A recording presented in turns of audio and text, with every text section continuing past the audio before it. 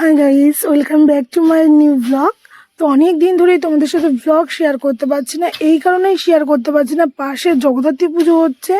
আর আজকে 5-6 দিন ধরে ফুল স্পিডে এত জোরে সাউন্ড দিয়ে রেখেছে, সকাল 6টার থেকে রাত্রি 12টা 1টা পর্যন্ত, জানো না। তার জন্য ব্লগ আমি শেয়ার করতে পারছি না, কারণ এত সাউন্ডের মধ্যে যদি আমি ভয়েস দিই না, সেটা কপিরাইট চলে আসবে, এর জন্য আমি ব্লগটা দিতে পারিনি। তো সকাল সকাল শুরু করলাম আজকে পাপার খিচুড়ি করতে করতে তোমাদের সাথে একটা ব্লগ তৈরি করে ফেললাম। তো আজকে সারা দিনটাই আমি দেখাবো। তো কি হয়েছে বলো তো, মানে প্রথম থেকেই বলছি, আমি যেখানে পুজো হচ্ছে আমি তাদেরও রিকোয়েস্ট করেছি যে দাদা রাত্রিবেলা 10টার পর সাউন্ড একটু কমিয়ে দিতে, কিন্তু তারা কোনো মতেই কোনো কথা শুনছে না। এই নিয়ে কালকে একটা বড়সড় গ্যাঞ্জামও হয়েছে ওই পাড়াদের সাথে। আমাদের পাড়ার আমাদের বাড়ি মাঝখানে একটা খাল, তারপরেই 3খানা চোঙ, জানো না, আমাদের দিকে দিয়েছেন। সারা দিন মাথা যন্ত্রণা শুরু হয়ে যাচ্ছে। বাচ্চারা আমার ছেলে তো খাচ্ছেই না, ঘুমাচ্ছেও না, বিরক্তি হয়ে যাচ্ছে, এত সাউন্ড এত সাউন্ড। কালকে 12টা 40 যখন বাজে তখন আমার ঘুম ভেঙেছে, ঘুমটা একটু লেগেছিল চোখটা, তখনও দেখছি বক্স বাজছে। ছেলে তো সারাদিন না ঘুমিয়ে সন্ধ্যের থেকে ক্লান্ত হয়ে এমনিই ঘুমিয়ে পড়ছে, কি কারণ এত মাইকের আওয়াজ, এত মাইকের আওয়াজ আর এত পরিমাণে বক্সের আওয়াজ, বুক কাঁপছে, এরকম একটা ব্যাপার। তো আজকে গাজর, বিনস আর ওটাকে কি বলে, বিট, মিষ্টি কুমড়ো, আলু, পেঁপে দিয়ে বাবার খিচুড়ি করছি। নর্মালি আমি এরকম করেই বাবার প্রত্যেকদিন খিচুড়ি করি। প্রত্যেকদিন যে এতই ভেজিটেবলস দিই তার কোনো মানে নেই, ভেজিটেবলস থাকলে দিই, না থাকলে না দিই। আর বাবারও আবার একটু হালকা হালকা ঠান্ডা লেগেছে, তো তার জন্য ভাবলাম আজকে খিচুড়িটা করার থেকে স্টার্ট করি। আর একটা ছোট্ট পরিমাণে আলু দিয়েছি।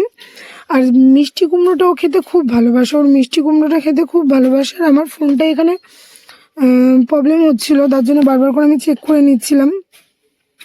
তো আশা করি তোমরা সবাই ভালো আছো, আমিও ভালো আছি।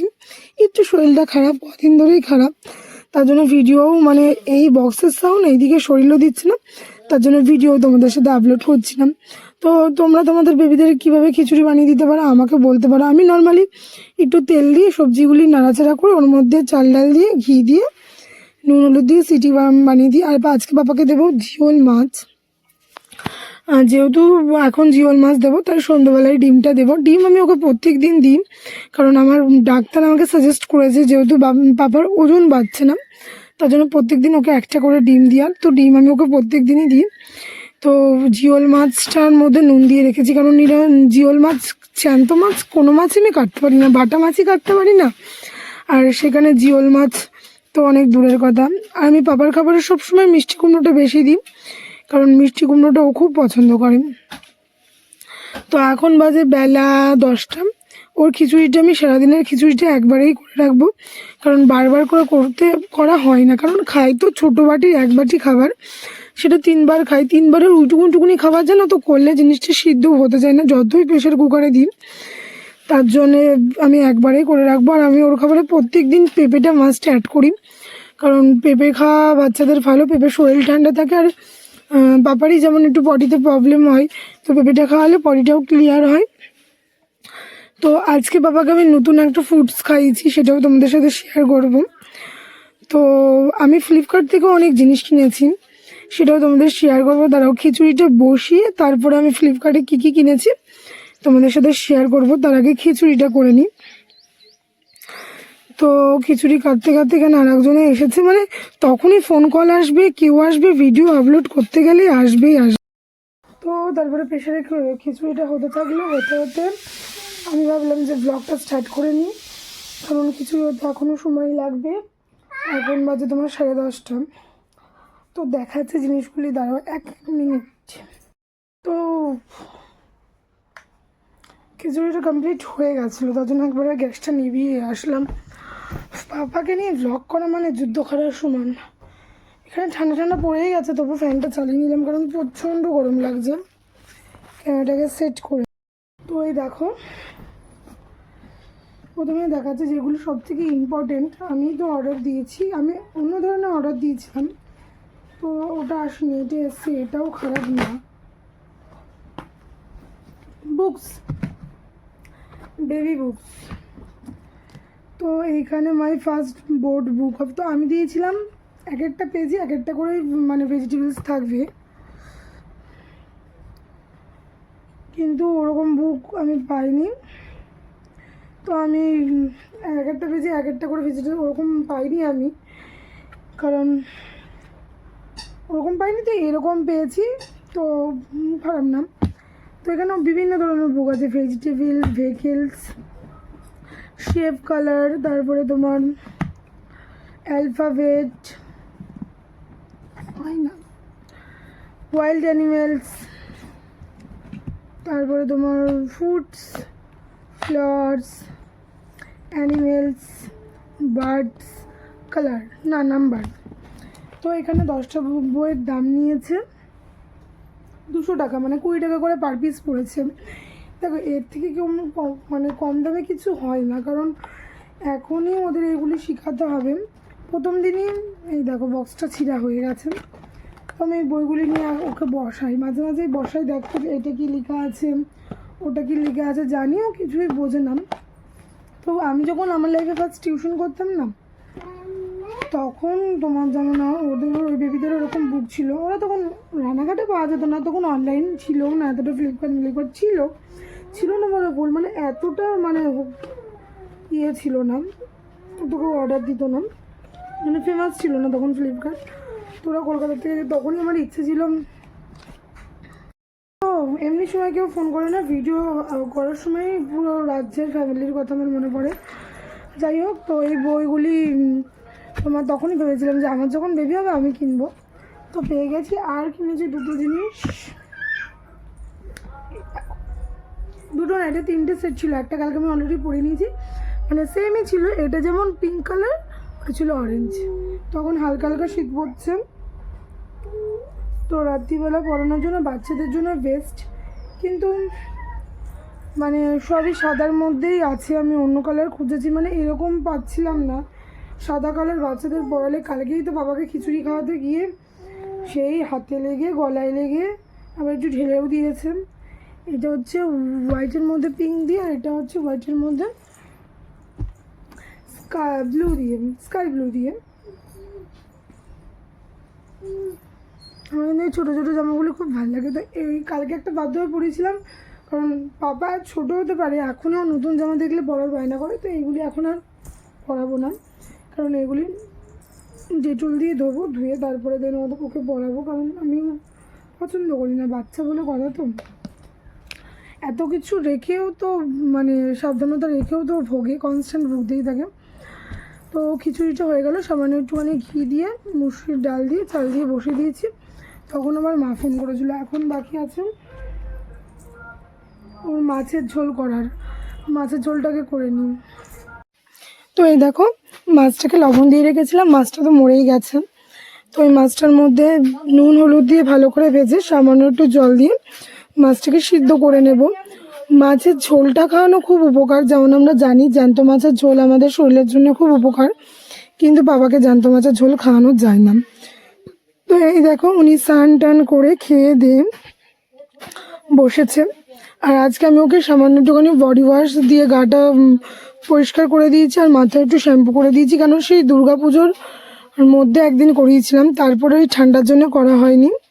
তো আজকে বাবাকে ফার্স্ট টাইম আমি অরেঞ্জের জুস করে দিয়েছি। তো মোটামুটি খেয়েছে, কোনো জিনিসই তো খুব ভালোভাবে খেতে চায় না, তো সেই তুলনায় একটু খেয়েছে, একদম অল্প হয়েছে 3-4 চামচ, তো ওটাই খাইয়েছি। তো দেন ওকে রস টস খাইয়ে ওকে মেঝেতে ছেড়ে আমি এখন চলে এসেছি আমাদের বিছানার চাদরটা তুলতে। আমি সকালবেলা করেই প্রত্যেকদিন বিছানার চাদরটা তুলতাম, কিন্তু এখন সকালে সম্ভব হয় না। সকালে বাবার জামা কাপড় কাচা থাকে, আমার জামা কাপড় কাচা থাকে, তোমার দাদার জামা কাপড় কাচা থাকে, তাছাড়াও তোমার ঘর মুছা থাকে, ওর স্নান করার জল রোদ্দুরে দেওয়া থাকে, ওর ডিম আনতে যেতে হয়, মানে স্কুল থেকে যে ডিমটা যেদিন দেয়, তারপর ওর খিচুড়ি করা থাকে, ওর ফ্লাক্সে গরম জল করা থাকে, প্লাস ওকে খাওয়ানোর টাইম থাকে। আর আমার শাশুড়িও সেই টাইমটা একটু বেরোয়, বাজার ঘাটে যায়, তো আমার পক্ষে সম্ভব হয় না সকালে এখন চাদরটা পাল্টানোর। আর চাদরটাও খুব নোংরা হয়েছিল, পাল্টাবো করে একদম সময় হয়ে উঠছিল না। তো লাস্টে চাদরটা পাল্টে নিয়ে, তো এই নতুন এই কোলবালিশটা আমার শাশুড়ি কিনে দিয়েছে, বলেছে তোমরা তিনজনের 3টে কোলবালিশ, প্রত্যেক দিন নাইলে কোলবালিশ নিয়ে ঝামেলা হয়। আর এই জানলাটা দেখলেন, এই জানলাটা রাস্তার দিকে, তার জন্য আমি সবসময় লাগিয়ে রাখি, কিছুক্ষণের জন্য হয়তো খুলি। আর ওইখানে দেখছো না আমাদের আলমারির উপরে, ওখানে গ্রিজার, তারপরে ওই টি টেবিল সেট, তারপরে ডিনার সেট, তারপরে পুরোনো একটা টিভি, তারপরে মানে বিভিন্ন জিনিস, তোমার ফ্রাইং প্যান, অনেক কিছু, অনেক সেট পড়ে রয়েছে। মানে তোমার দাদা যখনই যেটা অফারে পায় প্রেশার কুকার কিনে রাখে, সেগুলো আমাদের পড়েই থাকে, কারণ এইগুলো আমি ইউজ করবো না, নতুন করা হয় না পর্যন্ত। আর এই দেখো ফাইনালি আমাদের বিছানাটা কমপ্লিট হয়ে গেছে। তো মোটামুটি কিছুক্ষণের জন্য এটা এরকম থাকবে, কিছুক্ষণ পরে আবার সেটা এলোমেলো হয়ে যাবে, কারণ পাপার জন্য কোনো দিন থাকবে না। আর এখন বাজে বেলা 2টো, এখনও পর্যন্ত আমার স্নান করা হয়নি, কারণ পাপাকে কে রাখবে। তারপরে দিদির ভাইয়ের কাছে দিয়ে আমি পাপাকে স্নান করতে চলে গেছি। তো আবার ভ্লগটা আমি স্টার্ট করছি বিকালবেলার থেকে। তো যেই জায়গাটার নামে এত নিন্দা করলাম, এত বদনাম করলাম, সেই জায়গাটাই আজকে যেতে হবে আমাদের। সেটা হচ্ছে ওই মেলায়, যেই জগদ্ধাত্রী পুজো নিয়ে কথা বলছিলাম। দেখো, নিন্দা বদনাম কিছুই করিনি, মানে যেটা সত্যি খারাপ লেগেছে সেটাই বলেছি। প্রচণ্ড পরিমাণে সাউন্ড ছিল, প্রচণ্ড পরিমাণে সাউন্ড ছিল। ওই দেখো, তো অনেক দিন ধরে মেলাটা হচ্ছে, আজকে 5 দিন ধরে, কিন্তু মেলায় যাব করে আর যাওয়া হচ্ছিল না। লাস্টে আজকে পাপার জন্য যেতেই হলো। তো পাপা মেলায় গেছি আমি, দিদিভাই, মানে এইটা হচ্ছে আমার বড় ননদ, বাড়ির সব থেকে বড়, আর তোমার দাদা, আর আমি, আর পাপা তো যাবেই। তো এই দেখো ওখানে গিয়েও কি খুশি হয়েছে। আর এখানে আমার ক্যামেরাটা সামান্য মানে প্রবলেম ছিল, কি বলো তো, ওইখানে আরও বক্স ছিল, তার জন্য আমি ঠাকুরটাকে ঠিক দূর থেকে দেখানোর চেষ্টা করেছি, সামনে যাইনি। আর এখানে ড্যান্স প্রোগ্রাম হচ্ছিলো, তো একটা বাচ্চা খুব ভালো ড্যান্স করছিল। তারপরে মেলার থেকে বেরিয়ে আবার আসি মেলায়। তো ভিডিওতে দেখেছিলাম মেলাটা অনেকটাই বড়। প্রথম আমার শুধু ছোট মনে হচ্ছিলো, কিন্তু পরে দেখলাম না, মেলাটা এবার তো সেকেন্ড টাইম করেছে, তো সেকেন্ড টাইমে অনেকটাই বড় করেছে। তা তোমার দাদা বলছিল যে এইখানে সম্বন্ধে তুমি এত কথা বললা, যে এরাই মেলা করছে, অমুক করছে তমুক করছে, সেই মেলায় আবার নিজেই আসলাম, তাহলে আসতে হলো, কি করব বলো। তো আর আমি বললাম, আমি মেলায় এসেছি তো কী হয়েছে, কোনো কিছু তো আমি ফ্রিতে খাইনি, সব কিছু তো আমি টাকা দিয়েই খেয়েছি। এই নিয়ে আমরা হাসাহাসি করছিলাম। আর দেখো, মেলা টেলা সবই আনন্দের জিনিস, সবাই করেন। তো এখানে আমরা ঘুগনি খাচ্ছিলাম পাপাকে নিয়ে।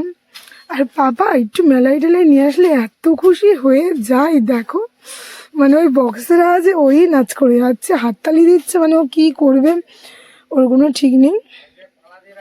তো আমরা ঘুগনি খেয়েছিলাম, ফুচকা খেয়েছিলাম, বাড়ির জন্য মথুরা কেক নিয়ে এসেছিলাম, বাদাম নিয়ে এসেছিলাম, আর পাপার জন্যও খেলনা খেলেছিলাম। তো এইখানে দিদি ঘুগনি খাচ্ছিল আর ওকে একটুখানি ঘুগনি দিচ্ছিল, আর ও দেখো খাওয়ার জন্য কেমন করছিল। এই সময় ওর কোনো না নেই, কিন্তু যেটা ওর খাবার সেটা খাওয়াতে গেলে তখন আমার ফোন দেখাতে হয়, টিভি দেখাতে হয়, হাততালি দিতে হয়, নাচ করতে হয়, কত কিছু ঢং করতে হয়। আজকে কিন্তু ঠান্ডাটা বেশ ভালো পড়েছে, যদিও আমার ঘামা অভ্যাস, তাই আমি ঘামছিলাম, কিন্তু বাবাকে একটা ফুল হাতে প্যান্ট আর পরে নিয়েছিলাম।